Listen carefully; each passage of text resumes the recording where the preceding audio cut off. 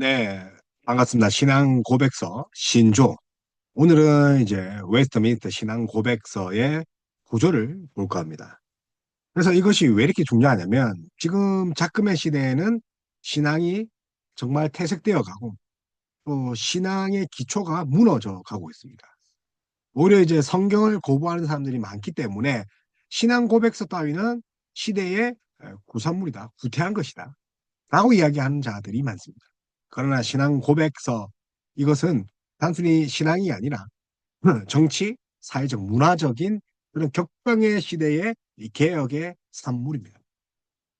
그래서 로마 카톨릭과의 그런 그 당에서 나온 것뿐만 아니라 그 나라의 그 황제, 종교 분립, 이 종교 분립은 사실은 교회가 주장한 겁니다. 나라가 주장하는 것이 아니라 교회 일에 정말 배나라 감나라 하지 마라. 근데 국가가 쓰는 용어가 아니죠.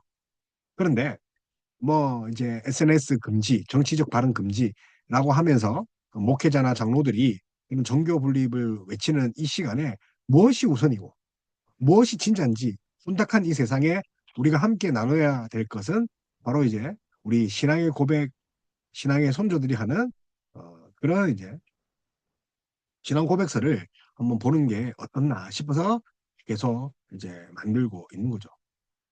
그래서 우리가 한번 볼게 이제 웨스트 신앙 고백서 그 구조를 봤으면 좋겠습니다. 물론 우리가 이제 앞에서 사실 뭐 그 유럽의 배경들 뭐 헨리 8세, 에드워드 6세 뭐 그런 이야기를 많이 했습니다. 그래서 찰스 1세까지 이야기를 하고 전반적으로 그 정치, 경제, 나라의 배경에 대해서 이야기를 했습니다. 그래서 신앙 고백서에는 반드시 작성된 배경이 변제되어야 됩니다. 그 내용도 중요하지만 그 정신, 왜 이런 정신이 나왔냐? 뭘로 해야 되죠? 배경이죠. 왜 이런 정신을 그들이 추구했느냐? 물론 믿음입니다. 믿음. 근데 그 작성 배경 우리가 많이 했잖아요. 작성 배경을 떠나서는 그 정신을 어, 낼 수가 없다. 이해할 수 없다. 시대적 산물이라는 거죠. 신앙 고백서가. 그래서 그 1617세기죠. 1647년경에 작성된 그 당시의 배경과 또 이 배경뿐만 아니라 미국으로 건너가면서 수정됩니다. 그래서 이제 1700년도, 1788년도에 이제 수정되는데 이런 공간에는 어떤 그 배경이 작성 배경이 있냐가 중요하죠.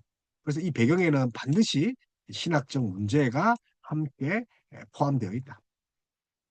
그래서 미국에서의 그 웨스트민스터 신앙 고백서 채택 과정에서 수정할 수밖에 없었던 그 신학적 핵심 논쟁들을 살펴보는 것도 중요합니다. 그래서 1647년, 1788년 수정되죠. 그래서 이게 어떻게 됐는지를 작성 배경을 봐야 되죠. 그래서 아주 중요하다. 그래서 그 웨스트민스터 대사원 혹은 뭐 성당이라 하죠. 전 세계 그 해봤자 뭐 유럽이지만 장로교 중심이지만 전 세계의 교회가 모여서 그 영국의 종교 전쟁, 종교적 그런 경쟁이죠. 전쟁이 아니라 종교적 사항을 이제 보면 그 신앙사의 가치를 잘 알 수 있죠. 영국에 있어서 종교개혁이 이 교회 정치까지 또 이렇게 교회 종교개혁이 교회 정치까지 영향을 미치죠. 왜냐하면 이제 국교회니까 우리 헨리 7세 했죠. 교회 국교회가 다른 것이 아니라 뭡니까? 그리고 이제 가톨릭과 개혁교회를 섞어놓은 성공회죠. 그래서 개혁된 교회에서 개혁이라는 것을 아는 것이 먼저 선행이 되야 되죠.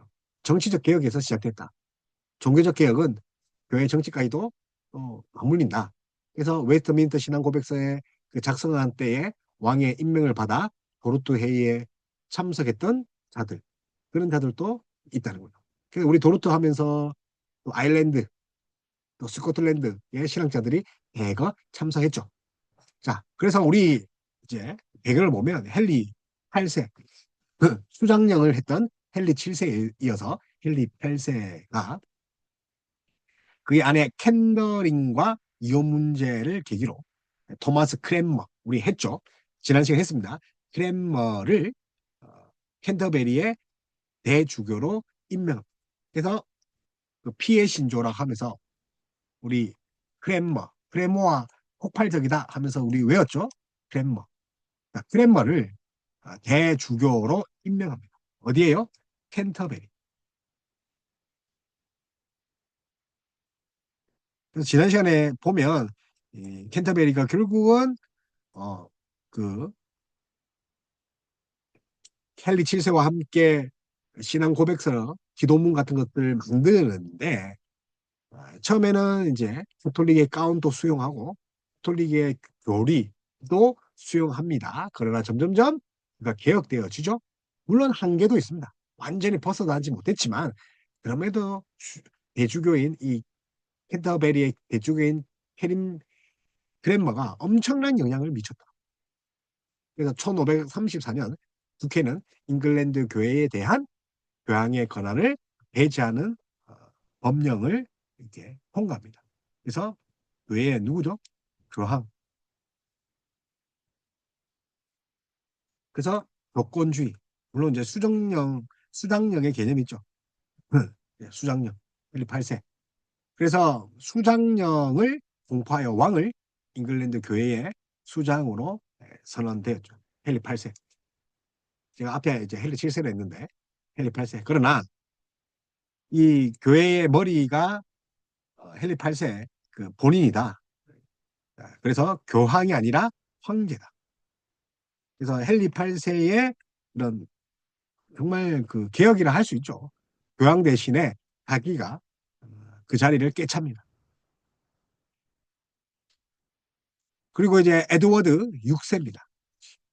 에드워드 6세. 이어서 누굽니까? 에드워드 6세. 그래서 이제 그 헨리 7세, 그 다음에 에드워드, 아, 헨리 8세, 에드워드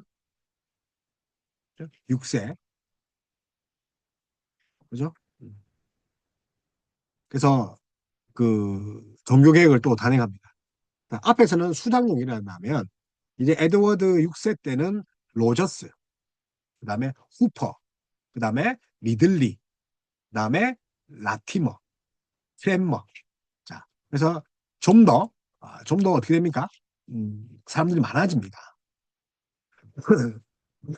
등에 의해서 헨리 8세의 정치적인 동기를 벗어난 개혁이 이루어집니다. 그래서 크랜머가 사실 왕의 영향력을, 수장령의 영향력을 벗어나지 못했지만 혼자 하는 것이 아니라 이제 뭐 이제 로저스나 후퍼, 우리가 잘 아는 이제 후퍼, 그리고 존 후퍼죠. 그리고 리들리, 그 다음에 런티머. 이게 동력자를 만나고 정치적인 것들을 벗어나려고 했던 것들이 이제 에드워드 6세 때입니다. 그래서 어, 이제 헨리 8세가 수장령을 공포해서 종교 개혁을 단행했다면 에드워드 6세는 이제 통일령입니다. 자, 중요하죠.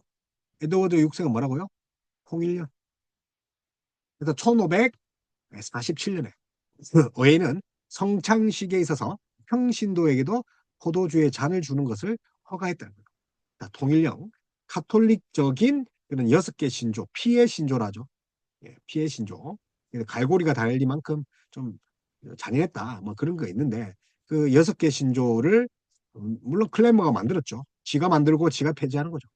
또한 의회는 1547년 그 해에 영국에서 하나님의 어린 양 송을 그리스도의 실제적인 임재를 노래하는 화답송으로 또 화답송이라는 그 이후에 폐지하였습니다. 그래서 하나님의 어린 양 송을 그리스도의 실제적인 임재를 노래하는 그 화답송이라는 이유로 폐지했다. 그래서 연옥을 지칭하는 일체의 문구나 죽은 자를 위한 기도도 삭제하죠. 그래서 톨릭에서 벗어나려고 하는 것, 정치적인 것에서 벗어나게 하는 것, 카톨릭적인 6대 신조 본인이 만들고 본인이 또 벗어나고 끊임없이 본인이 또 발전한 거죠. 크레머죠. 그래서 나중에 42개조를 만들잖아요. 공동예배서, 미사 개념을 삭제하고 제2 공동기도서. 그래서 42개조. 우리 지난 시간에 했습니다. 그래서 6개 신조를 없애고 42개. 좀 더 이제 개혁주의 성향을 많이 한 그 크레머를 볼 수 있죠. 이러한 개혁은 헨리 8세보다 발전한 개혁이라고 분명히 할 수 있지만 아직은 루터주의적인 종교 개혁의 이제 선을 넘지 못했죠. 그래서 부분적인 또 켈빈주의라 볼 수 있다. 자, 그 다음에 자 우리 이제 피해 여왕 뭐 또 하여튼 메리를 볼 수 있죠. 메리 피해 여왕. 자, 헨리 8세는 뭐 망치라고는 별명이죠. 망치. 그죠? 망치. 그래서 뭐 위그노의 망치 뭐 어쨌든 탄압을 많이 했다. 그다음에 메리 여왕이 1533년으로 넘어가면 부분적으로 칼빈주의 개혁 쪽으로 좀 보이지만 로마 카톨릭을 추종하는 그런 여왕이 딱 등장하는 거죠. 메리죠. 메리가 여왕이 된 이후에 다시 개혁주의가 핀업한 거죠. 그래서 피해 여왕 뭐 그런 이야기 많이 합니다. 그래서 1554년에 교황권을 회복할 것을 투표로 가결하게 되는 거죠. 교황권. 자, 수장령에서 교황권을 없앴는데 그래서 헨리 8세 개혁을 모두 되돌려버린, 취소해버린 게 메리죠. 그래서 1529년 상태로 폐기시켰다. 복귀시켰다. 그래서 이때 크리스마스 6세 때 주도적인 인물이었던 크랜머, 레티머, 미들리, 쿠퍼 등이 화양을 나는 거예요. 그래서 277명이 순교했다. 그 이상이. 어마어마한 사람들이 순교를 당한 것으로 이제 보입니다. 그래서 메리 참 극악한 여인이었다. 자, 그리고 이제 엘리자베스가 이제 등극을 하죠. 다 했던 건데 엘리자베스 여왕이 등극하면서 에드워드 6세 때의 종교개혁을 다시 회복하는 거죠. 로마 가톨릭의 위협을 받기까지 하였지만 은밀한 개혁을 원하는 이 총교도들의 손을 들어준다. 그러나 총교도로부터 호응을 받지 못한 면도 있었다. 보다 엄밀히 말하면 장로교회 개혁을 주장했던 대표 주자가 바로 토마스 카트라이터. 이 카트라이터는 예전의 개혁으로부터 신학과 교회 정치의 개혁으로 이동시킨 인물. 그래서 엘리자베스 때 누가 크랜머가 죽고 나서 누가 이제 토마스 카트라이터죠. 누가 나타납니까? 트라이터. 카트라이트. 그죠? 트라이트. 크랜머의 뒤를 이어 카트라이터가 나타나서 그래서 어떤 개혁을 합니까? 신학과 교회 정치의 개혁. 예전의 개혁으로부터 신학, 교회 정치의 개혁. 그죠? 그래서 39개 신조, 42개 신조를 39개 신조를 더 한층 칼빈주의적으로 얇은 자. 그래서 그 39개 신조. 그래서 사도행전 강의에서 감독 정치에 반대하였다. 1700년대 사도행전 그 뭔가 설교를 했죠. 이제 거기서 감독 정치하면 이제 해중교회잖아요. 그래서 해중교회의 그런 감독 정치를 반대했고 그래서 1572년에 장로교 원리를 수호하는 의회의 권한을 기초하는 거예요. 그래서 장로 정치. 그래서 윈즈워드에 최초로 교회들이 모여 자발적으로 일종의 지방 노예를 조직한다. 조직한다. 그래서 월터 트레버스라는 사람이 완전하고 평이한 교회 기간 선언을 통해 장로교 정치,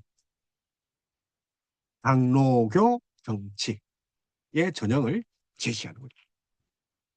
그래서 이제 엘리자베스 다시 에드워드 6세의 종교개혁 시대로 회귀를 하는데 그 중앙의 크랜머에 의해서 누가 옵니까? 카트라이트입니다. 그러나 이 카트라이트는 무엇을 꿈꾸고 있는 거죠? 뭘 회복하고 뭘 꿈꾸는 거죠? 그렇죠. 예전의 개혁으로부터 미사의 여부를 다 뺐죠, 가톨릭. 뭘까지요? 신학과 교회 정치, 신학 플러스 교회 정치의 개혁회로의 교회 정치, 그죠? 의 개혁회로 이동시킨 인물입니다. 그래서 공동 예시서가 그렇게 나오죠. 공동 예시서.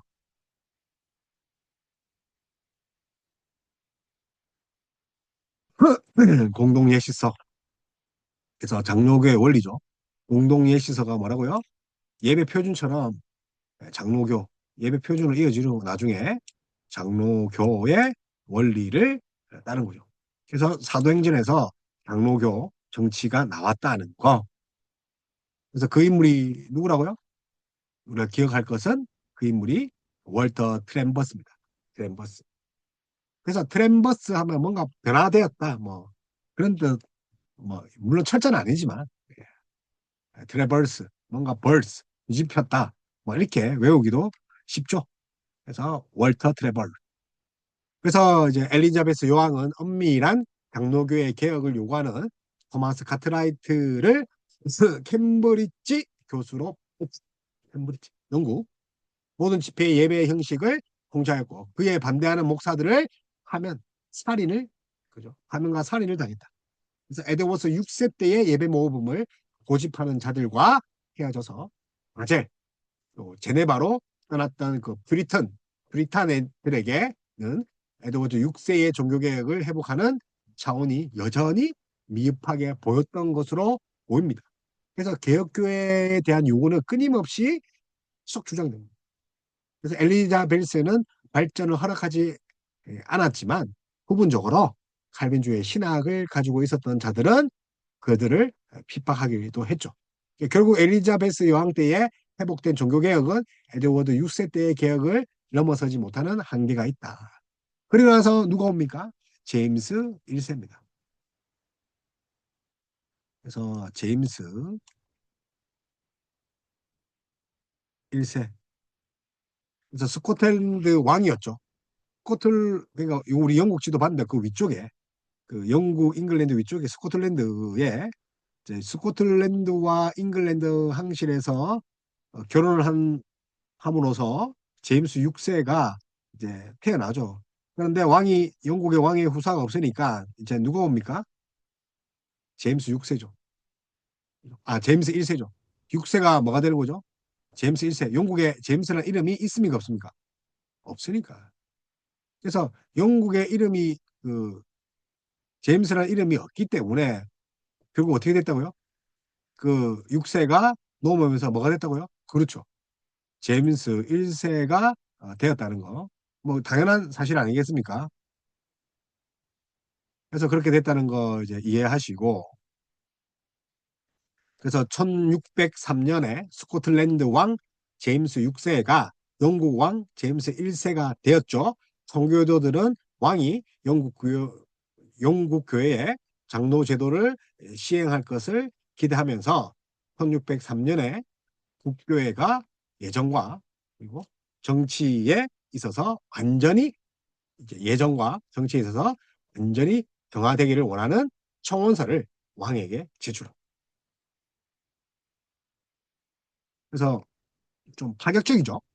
그래서 1603년 국교회가 영국 성공회죠. 예정과 뭘요? 정치에 있어서 완전한 정화. 그러나 성서 복용만이 허락되는 거죠. 여기서도 또 한계가 있죠. 그래서 주교제를 주장한 제임스 1세 스코틀랜드에서 멜빌과 그 외의 지도자들을 국외로 추방시키죠.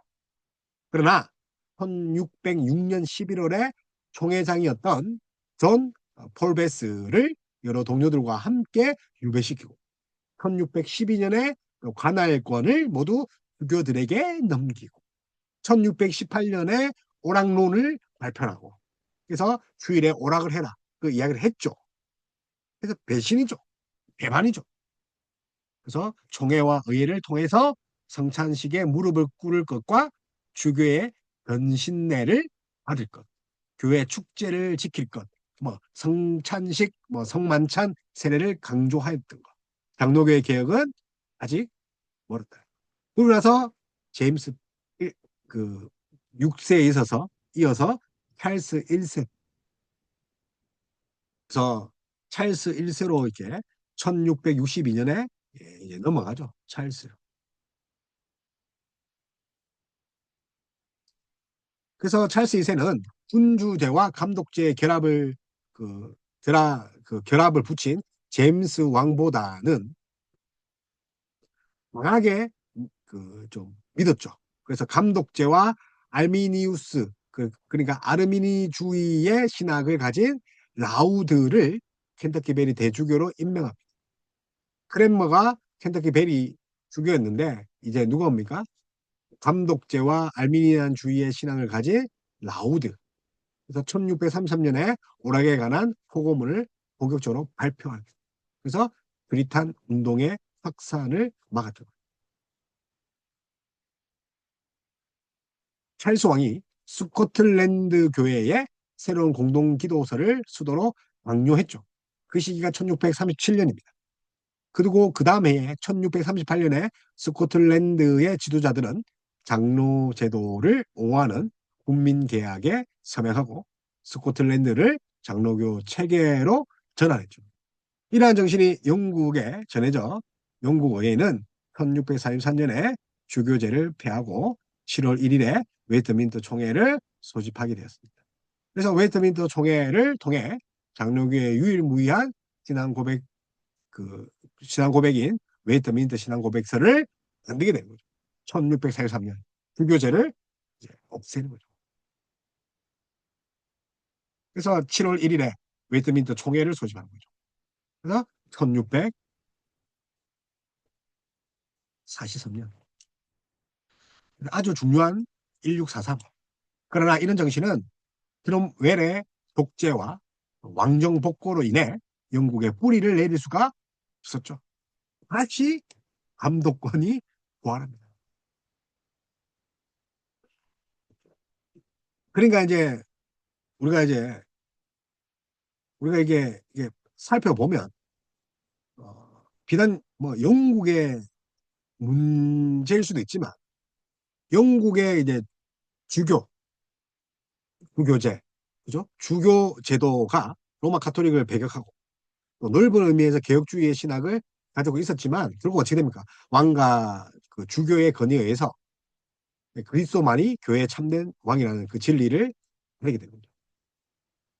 그러니까 우리 보면 이제 우리 구약에도 그 종교개혁, 깨스가랴 그 부분에도 정말 종교개혁을 하려고 부단히 노력하잖아요. 그뿐만 아니라 우리 이제 소선지서만 봐도 그런 개혁을 하려고 하지만 어떻게 됩니까? 우상을 떠나지 못하는 거죠. 그러니까 이런 모습들이 지금도 여전히 우리 21세기도 동일하게 있죠. 3대 왕이 하나님인데 그래서 이 장로교회 장로교 우리 장로교들이 신학의 개혁과 더불어서 정치까지도 개혁을 요구했던 거죠. 그래서 누가 요구한 거라고요? 우리가 이제 장로교가 요구했다는 거죠. 이러한 이제 여러 가지 그 핍박과 수고가 웨스트민스터 신앙 고백서를 통해서 열매를 맺게 되는 거죠. 그런 역사적 참된 뿌리가 있다. 그래서 1643년 총회로 모이고 1647년에 이제 그 완결이 되는 거죠. 그래서 어이가 신앙에 대한 부당한 그런 억압, 스코틀랜드와 아일랜드의 그런 습관들, 어, 그리고 시민들을 향한 부당한 핍박, 음모, 해락 이런 그런 한란과 핍박에 대한 대책을 수정하는 중 찰스 1세가 의회를 해산하고 또 의회 지도자들을 탄압하고 자, 그런 와중에 태어났다는 거예요. 신앙 고백서가. 그래서 스코틀랜드에 도움을 많이 갔죠. 그래서 스코틀랜드는 이미 많은 학자들과 또 그 장로교가 뿌리 내리고 있었잖아요. 그래서 의회에 많이 파견을 합니다. 연구가들이 먼저 이제 앞서 갔으니까. 그래서 신성한 동맹의 계약을 이제 스코틀랜드와 맺고 또 영국의 장로주의를 씹는 또 조건 하에서 찰스 1세와 싸움을 또 하게 되는 거죠. 이제 왕가의 대립을 스코틀랜드와 이렇게 연합하는데 장로교를 뿌리내는 거죠. 단독제가 아니다. 성공회가 아니다. 그래서 1643년 우리 앞에 말한 것처럼 스코틀랜드와 또 종교적인 문제의 해결이라는 이 계약의 이행을 하게 됩니다. 그래서 종교의 대표자들 121명 그리고 일반 평신도 평신도 해봤자 상위원 하위원이에요. 인식을 가진 자예요. 아무나 들어온 거 아니에요. 그래서 총 이제 121명에 30명을 더하면 이제 그 평신도 하위원 상위원 그 의원들을 치면 151명의 참석자를 통해서 웨스트민스터 총회가 웨스트민스터 사원 혹은 뭐 대성당 뭐 거기서 열리게 됩니다. 그래서 영국 교회의 기도서를 폐지하는 거죠. 국교회. 총회의 하나님의 말씀에 기초를 둔 새로운 의식, 권징, 정책. 지금 예배 규범들 있죠. 우리 교회 고신 장로 헌법에 기초한 것을. 그래서 의식, 권징, 그다음에 정치. 그러니까 예배죠. 예배 규범들. 그 교회 정치, 그리고 헌법이죠. 그리고 이제 권징에 대해서 완전한 개혁을 해가지고. 그러니까 스코틀랜드와 뗄래야 뗄 수가 없죠. 스코틀랜드나 이 대륙, 대륙 해봤자 뭐 네덜란드나 프랑스가 있는데 어쨌든 이 대륙의 개혁 교회들과 일치하려는 그런 움직임이 있었죠. 처음에는 예배 모범을 비롯하여서 뭐 장로구의 정치, 신앙 고백서, 요리문답서 그 외에 영국의 교회의 교리의 그 수정 작업을 시작하였다가 결국 새로운 신조를 달성하는 배경이 지금 웨스트민스터 신앙 고백서. 그래서 우리가 구조를 이제 참 이게 길죠. 구조를 이렇게 보면 어, 영향을 많이 끼쳤죠. 끼쳤기 때문에 어, 뭐랄까요? 어, 사실 그 앞에서 우리가 본 것처럼 어, 참 이게 유사합니다. 그러니까 하이델베르그 문답, 뭐 도르트 신조, 뭐 또 제네바 이게 또 모두 또 칼빈주의, 칼빈이 또 관여한 부분이 있기 때문에 이 구조 형성에 영향을 미친 역사적 배경이 여기 다 들어가 있는 거죠. 외민이 이제 뒤에 나왔으니까 후대에 가장 후대에 나왔잖아요. 그러니까 이 여기에 구조에 다 참여가 그러니까 포함되어 있는 거죠. 그래서 어떻게 보면 뭐 우리가 잘 아는 것처럼 외미만 잘 봐도 어느 정도 개혁주의 신앙의 그런 구조를 잘 살펴볼 수 있는 거죠. 그래서 물론 이제 수정 헌법이 있어서 어 이제 봐야 되겠지만 결국은 이 모든 그 칼빈주의를 대변하고 있는 그런 뭐 문답수다. 그래서 뭐 이제 1788년에 뭐 1788에 수정되기는 하나 수정되는 것보다 더 중요한 것이 그 정신들을 한번 보면 여기에 다 포함되어 있다. 그래 보시면 맞을 것 같아요. 그래서 세 개의 구조, 다섯 개의 구조, 뭐 이런 여러 가지 말이 있는데, 그래서 어, 이 세 개의 구조에 영향을 미친 거, 세 개의 구조가 뭐냐면 참 하이델베르그 제1문이 우리의 진정한 위로가 뭡니까? 하잖아요. 우리 비참함을 깨닫고 그 비참함 때문에 예수 그리스도가 우리의 구주이라는 거, 우리의 위로다. 그 1문이잖아요. 하이델베르그. 그래서 비참과 구원과 또 감사의 논리를 하이델베르크에서 세계 구조를 가져옵니다. 그리고 다섯 개 구조 도르트 신조. 그래서 이제 일단은 뭐 하이델베르크 먼저 보면 그 하이델베르크 요리문답 그 켈빈이 제시한 사도신경. 자, 적어봅시다. 사도신경. 자, 어떤 순서 같다고요? 루터와 다르죠. 루터는 십계명이 먼저 갔다 했습니다. 사도신경 신앙의 고백이죠. 신앙의 고백이 먼저 왔다. 사도신경 십계명. 십계명을 해서 죄를 지었으니까 우리가 주기도문으로 기도를 배워야죠. 그리고 이제 성례를 하는 거죠. 자, 이 순서를 따라오고 있다. 하델베르그 칼빈이 제시한 사도신경, 십계명, 사도신경, 그죠? 십계명, 주기도문, 또 이제 성례. 자, 이걸 따르고 있다 했죠. 예, 그래서 뭐가 왔대요? 칼빈주에 다르게 신앙, 믿음을 먼저 우선시했다. 그죠? 믿음을 우선시했다. 자, 여기까지 우리가 다 했습니다. 그래서 네 개 구조를 좀 더 논리적으로 체계하기 위해서 참, 구원, 감사라는 세 개 구조로 축식했다. 자, 여기서 뭐라고요? 자, 참, 구원, 그죠? 감사. 그래서 이제 자, 이거를 이제 구원, 감사 이 순서가 이제 사도신경, 그다음에 십계명, 주기도문, 성례, 할빈의 성례를 나름대로 이렇게 압축시켰죠. 하이델베그 요리 문답에서 이제 좀 체계화한 거라 그 말이에요.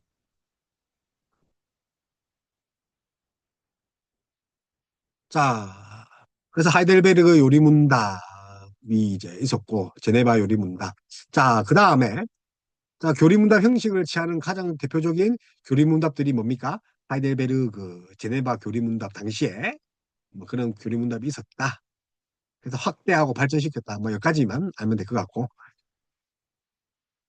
그래서 이제 청소년들 또 자녀들에게 세례문답 교육으로 썼죠. 그래서 도르트 총회에서 인준을 받았죠. 요리문답들이 우리 지난주에 다 했습니다. 그래서 개혁주의 가운데 이 요리문답을 사용했던 게 하이델베르그 요리문답을 살펴보는 게 아주 중요하죠. 예, 하이델베르그 요리문답. 또 웨스터민스터 또 소요리문답도 있어요. 그래서 신조, 자 신조로 그 고백서로 이제 결국은 고백서 내용으로 요리문답을 작성했고 여러 이제 뭐 블링거, 베자, 뭐 튜레틴 등이 또 칼빈의 신학과 또 전혀 다른 또 사변적인 전통주의 계보를 어, 편집하는 것처럼 보이지만 또 그렇지 않습니다. 다 이제 일맥상통한 그런 부분들이 있어요. 칼빈의 신학적 입장에서 멀어지는 것처럼 뭐, 어, 뭐 보일 수도 있는 그런 부분도 있죠. 독일의 이제 칼빈주의도 또 스위스는 또 그죠? 스위스 하면 찌빙글링이 있으니까 멀어지는 것 좀 보지만 그럼에도 불구하고 정통주의 입각에서는 서로 연결되어 있다. 그 결과 하이델베르그 요리문답이 스콜라적인 뭐, 노주주의적 대표적인 문서라고 또 비판할 수도 있어요. 하이델베르그가. 그래서 제가 이제 너무 깊게 들어가면 뭐 다 부정할 수밖에 없는데 또 그렇지만은 않다.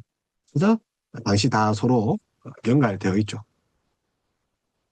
그래서 제네바 그리문답 있죠? 이제 칼빈의 제네바 있을 때, 자, 그 다음에 보르트 신조, 그리고 하이델베르그 이 세 개의 교리 문답은 근원적 차이가 아니라 강조점이 되는 거예요.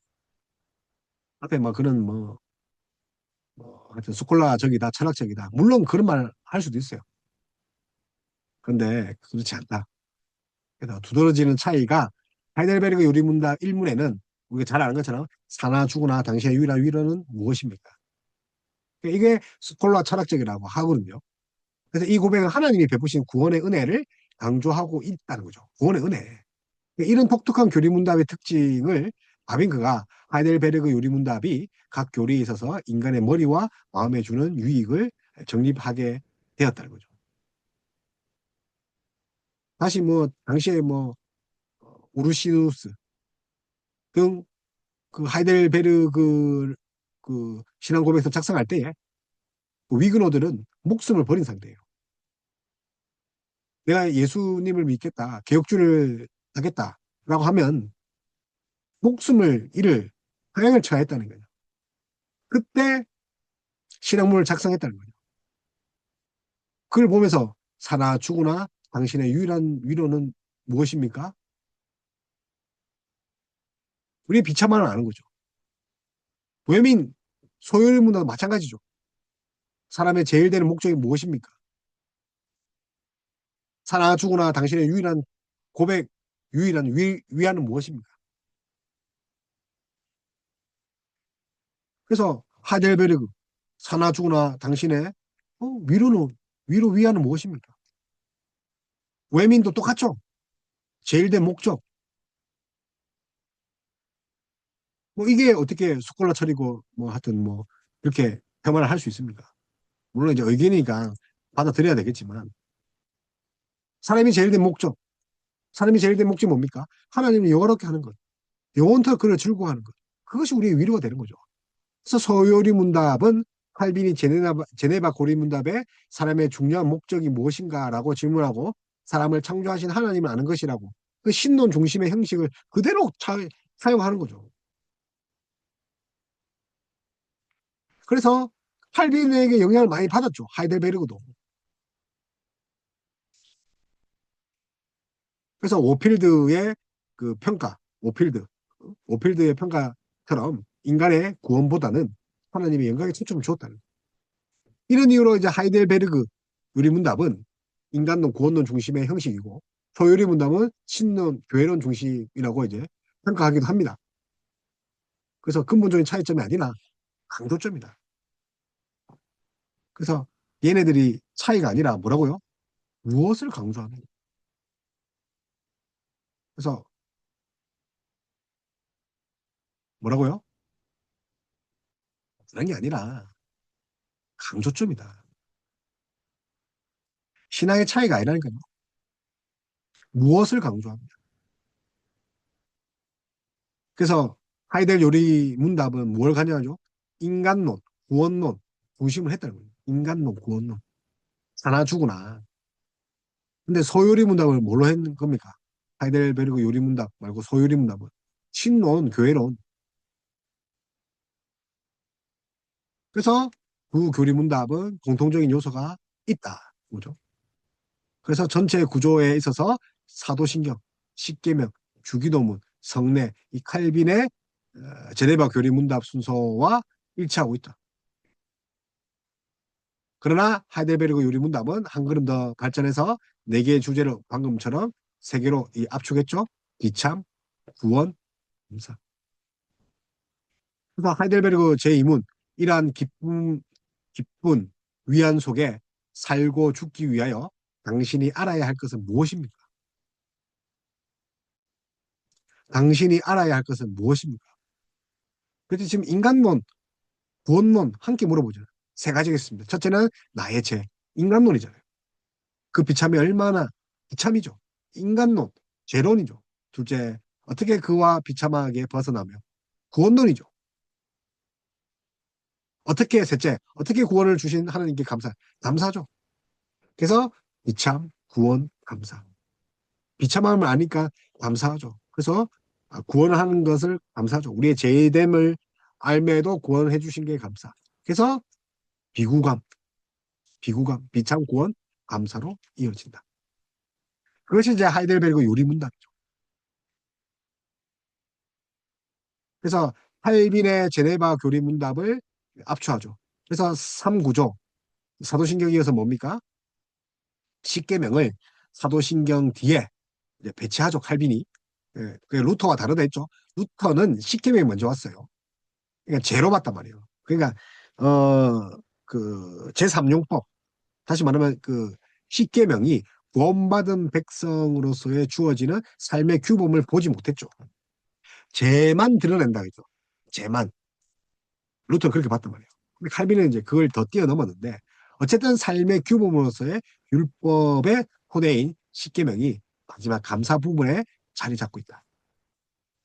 교회론에 해당하는 그 우리 또 사원 성례론이죠. 역시 감사 부분에 놓여 있다. 그래서 율법과 교회, 법적인 그 제재로 이해하지 않고 성도의 생활의 속에서 규범, 하나님 뜻을 감사하고 순종하는 규범. 제재가 아니라 뭐라고요? 규범. 감사하는 게 율법을 지키는 거죠. 감사하는 게 십계명을 지키는 거죠. 맞으니까, 아프니까. 그거는 노예나 하는 짓이죠.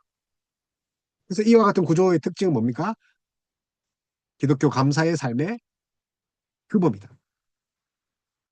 기독교 삶의 규칙이다. 율법의 제3기능.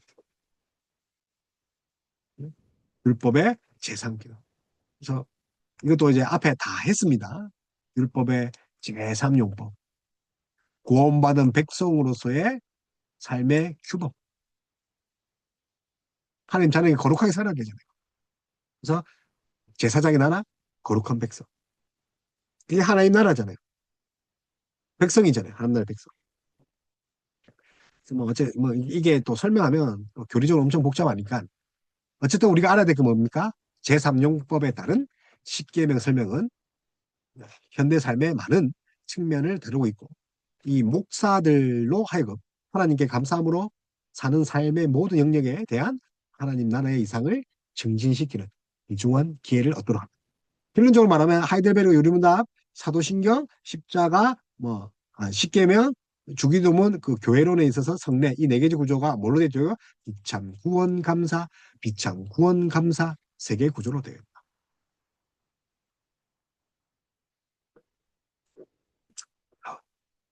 그래서 비참, 구원, 감사. 근데 우리가 좀 더 심도 있게 가면 이 비참, 구원, 감사 이 세 가지 구조가 이 로마서의 구조와 같다는 거죠. 로마서의 구조. 음. 참 이게 설명하려면 사실은 이 구조를 이 로마서의 순서를 따라 구원의 시작과 성장, 또 열매라는 그 논리적 형식을 그 사용하고 있다고요. 그래서 로마서 순서를 따라서 구원의 시작, 구원의 시작이 뭡니까? 비참이죠. 그리고 구원의 성장, 구원의 열매 여기와 관련되어 있다. 그리고 이제 교회론 같은 부분도 성례, 감사의 항목에 자리 잡아 있죠. 교회를 주신 그 감사, 실천적인 의미죠. 그러니까 교회가 뭡니까? 하나님이 택한 자들의 그런 하나님을 찬양하고 곳이잖아요. 하나님 나라의 모형이잖아요. 그게 감사하죠. 그래서 웨스트민터 소요리 문답도 이러한 구조의 발전의 영향을 받아서 네 개의 구조를 토대로 하면서도 논리적인 형식, 신론과 교회론, 이제 강조하는 에베소서 형식을 차용하고 있다. 그래서 하이델베르그, 웨스트민스터 끼친 영향 서로 이제 살펴봤죠. 그래서 세 개의 구조다. 그래서 뭐 더 깊게 뭐 하고 싶지만 어, 뭐 그렇습니다. 그래서 음, 하여튼 그 핵심은 칼빈의 그런 네 개 항목, 네 개 구조 있죠. 사도신경을 시작해서 성례까지 그것을 이제 비참구원 감사로 했다. 그것만 아셔도 오늘 많은 것을 가져간다. 그래서 사도신경을 교리 해설의 그런 기초로 내세웠다는 거죠. 사도신경을. 그래서 장로교의 체제를 볼 때 명확성이 이제 확실한 것은 우리 사도신경을 그죠? 뭘로 봤죠? 사도신경을 교리의 해설의 기초로 하이델베르그에서 외민에서는요. 사도신경을 또 이제 외민에서는 우리가 뒤에 보면 물론 이제 사도신경의 순서로 가지만 외민의 구조가 이 사도신경을 부록으로 첨부시키면서 과거 신조들의 역사의 순서를 새로운 논리적 체계로 대체하는 부분이 있다. 웨이트 신앙 고백서는 하이델베르그 물론 이제 네 개의 형식을 따르지만 어, 부록을 사도신경을 부록으로 첨부하면서 또 객관적이고 비인격적이며 또 요약된 형태의 답변을 취하는 그런 어, 이제 우리 강조성의 차이를 했지만 물론 오해하고 듣지 마세요. 그래서 한쪽 측면에서는 객관적이고 비인격적이고 또 요약된 그 형태의 답변을 취하는 스콜라적인 교리 용어를 사용해서 정의의 간결성, 명확성, 정확성을 가지고 있다는 특징이 있다. 뭐 그런 특징 가지고 있죠. 그래서 뭐 사도신조, 뭐 십계명, 주기도뭐 성례 핵심적 원리를 동일하게 공유하고 있다 정도만 우리 알았으면 좋겠습니다. 그래서 뭐 철학적이다, 사변적이다, 뭐 그렇게 안 봤으면 좋겠고. 자, 그 다음에 이제 도르트 예, 신조 있죠. 도르트 신조. 5개 칼빈. 도르트 신조에서 뭐가 나왔다 했죠? 제가 튤립이 나왔죠. 도르트 신조가 뭐 생각, 알미니안, 아르미니우스, 아르미니우스. 그죠? 참, 이름도 그죠? 아르미니우스. 이게 이제, 펠라기우스적인, 그죠? 따르고 있죠. 펠라기우스. 행위구원, 공로주의. 자, 요거를 반박하면서, 그, 이게 항농파입니다. 예, 이 얘들이 이제, 얘 알미니우스가 죽고 나서, 알미니우스를 따르는 알미니우스 주의자들이, 알미니안들이 이제 5개를 올리는 거죠. 항론파. 기존의 전통의 신앙들을 반박하는 것. 오직 은혜로 구원을 받는다 했는데, 그래서 이제 5개 구조, 고르트 신조를 또 이제 차용하게 됩니다.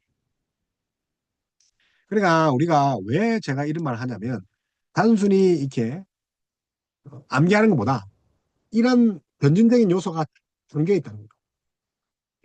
그래서 도르트 신조 1618년이죠. 그래서 조를 시작해서 1619년 끝났잖아요. 그래서 교회의 본질을 교회의 본질 토대인 예정론의 체계를 완성했잖아. 예정론. 그래서 실제적 영향을 끼쳤다. 그래서 알미니안의 조건 예정. 그죠? 하나님의 조건. 그냥 우리 전적 타락 이야기 나중에 할게요. 어쨌든 이제 이 조건이다. 조건. 이 조건이라는 게 뭡니까? 우리의 공로죠. 잘하면 구원받는 거다. 그래서 아니다.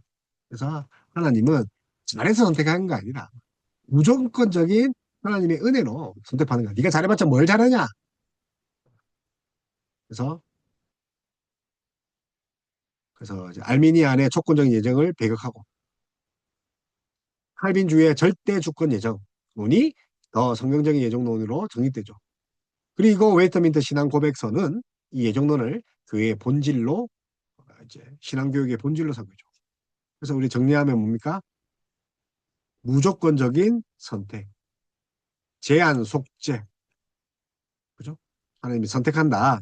제한된 사람을 전적 타락, 불가항력적 은혜, 성도의 견인, 그죠? 그죠? 이 5가지. 칼빈주의의 5대 교리, 튤립이라죠. 전체 5개의 조항 아래에서 93개 세부 항목을 구성합니다. 93개. 자, 여기서 몇 개를 한다고요?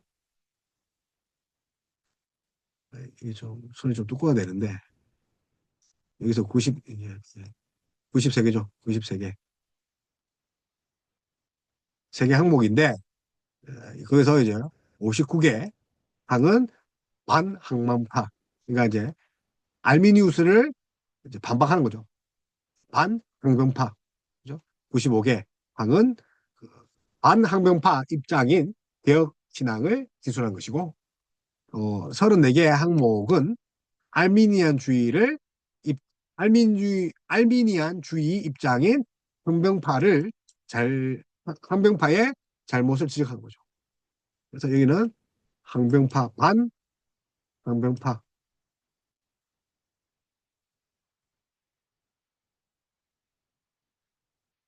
반항변파 그리고 이제 59개는 그죠? 59개도 이제 반항변파의 입장인 개혁신앙을 기술하고 있죠. 그래서 이제 어쨌든 그 도르크 신조와 일맥상통하고 있다. 그래서 각 항목은 분리되어 있는 것이 아니라 예종론, 그 엘미니안주의가 부정했던 그 예종론에 입각해서 선택하고 선택된 백성만 속죄를 받고 이 타락한 제약 가운데 선택자만 구원받는다. 선택자만 견인한다. 논리를 계속 가지고 있죠. 도르트 신조의 그 구조를 따르고 있다. 다른 개혁파 신조들 중에 가장 신학적이고 논리적인 체계가 뭡니까? 도르트 신조죠. 그래서 예정론. 그래서 따르고 있다. 그래서 도르트 신조가 알미니안주의의 주장에 대해서 단지 그 예정론을 포괄적으로 고백하는 것이 중요한 것이 아니라 예정의 성격을 정확하게 고백하지 않으면 결국 가서는 예정을 부정하는 자가 되기 때문에. 그래서 이 찰스 할지는 이 예정의 성격에 대해서 하나님의 작정은 절대적이고 또 주권적이라는 의미에서 자유롭고 조금 더 조건적이지 아니하다는 거죠. 어쨌든 그런 이야기를 했습니다. 그러니까 하나님의 절대 주권이죠. 그래서 선택이 인간의 의지에 달린 것이 아니라 하나님의 절대 주권에 달렸다. 그 말 하고 싶은 거예요. 복잡하죠. 전적인 은혜를 통해서 이루어진다. 그 말 하고 싶은 거죠. 복잡하죠. 근데 그렇지 않다는 거죠. 하나님이 께 달려있다. 인간은 아무런 영향을 미칠 수가 없다. 왜요? 전적 타락이기 때문에. 전적 부패. 그래서 선택이라는 것은 이 세계가 만들어지기 전에 하나님께서 모든 인간이 그들의 최초의 상태로부터 타락하여 죄와 파멸로, 그죠? 우리가 갈 수밖에 없죠. 비참하죠. 그걸 비참하게 했잖아. 결과를 난 때문에 그리스도 즉 하나님께 영원부터 중보자 또한 택한 자의 머리와 구원의 기초로 세우신 오직 예수 그리스도 그분 안에서만 구원받은 자의 일정한 수를 뽑으신다는 거죠. 그래서 수가 정해진 것이 아니라 이 수라는 것은 뭐 1만 14만 4천 그 신천지가 아니라 하나님이 제한되었단 말이에요. 제한자. 남은 자가 몇 명인데 남은 자 사상이 모른다는 거죠. 남은 자가 중요한 것이 아니라 수를 이제 정해서 일정한 수를 뽑아놨다는 게 중요한 게 아니라 제한 속죄를 말하는 거예요. 다 구원은 만인 구원론이 아니란 말이에요. 그래서 이는 하나님의 변할 수 없는 그 목적이죠.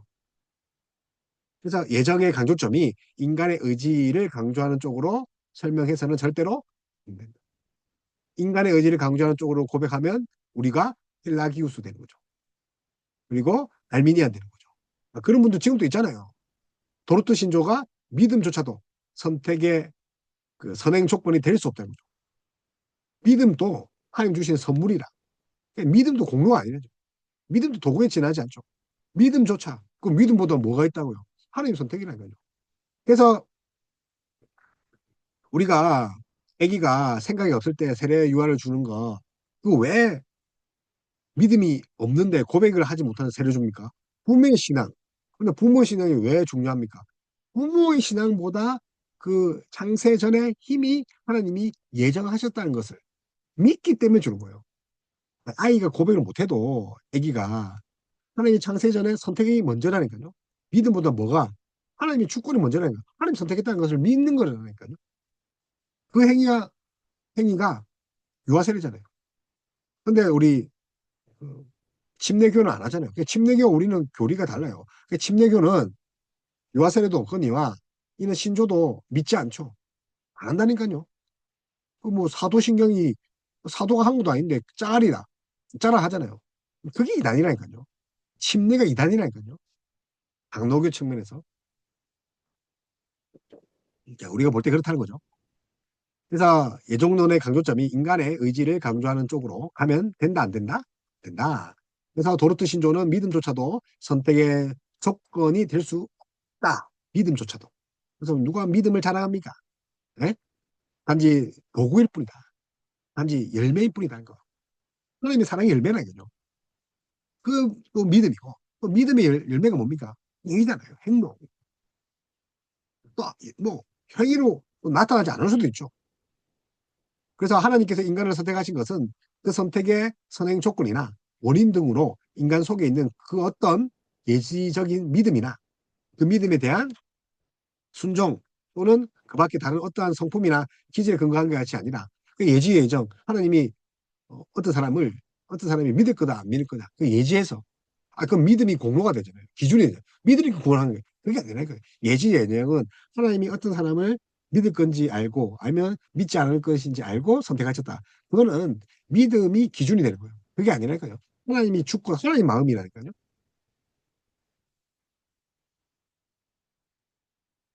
그래서 이렇게 다 담겨 있다. 그래서 알미니안이 아니라 예지된 믿음 그 아니라니까요. 열매가 아니라 선행으로 요구되는 조건, 그 강조했다는 거예요. 결국 인간이 결정하는 그 믿음이 인간이 보기에 네 믿음 좋다.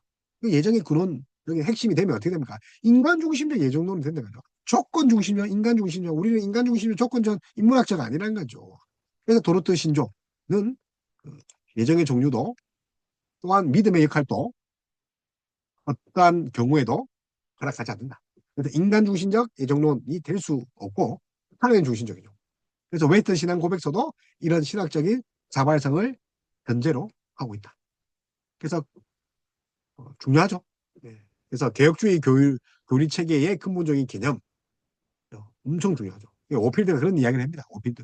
절대 주권적 예정론이다. 오필드. 그래서 오필드는 개혁주의 교리 체계의 근본적인 개념에서 최초로 심각하게 이탈한 경우가 17세기 초에 알미니안주의의 출현이다.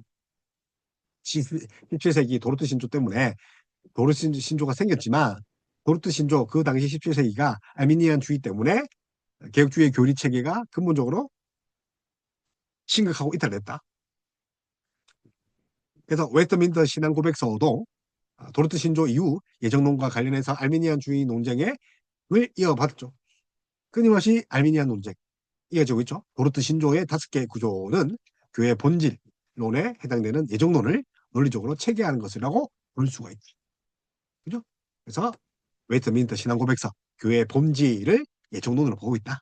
그래서 웨스트민스터 신앙 고백서 체계적인 그런 구조가 이제 이제 5개. 그러니까 하이델베르크의 3개 구조, 어, 도르트 신자의 5개 구조. 여기에 영향을 받아서 33개 구조, 7개의 조직 신학 체계로 발전되고 있죠. 예? 그래서 이거 뭐 이거 하려면 또 좀 길으니까 어쨌든 이런 순서로 가고 있다.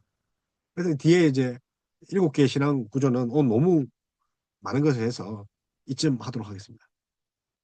그래서 우리가 각 항목을 공부하기 전에 이런 배경을 알면 더욱더 잘 이해된다. 그렇죠? 알메니안이 있고 도르트가 있고 네, 모든 개혁주의 신앙 고백이 있다. 기억하시기 바랍니다.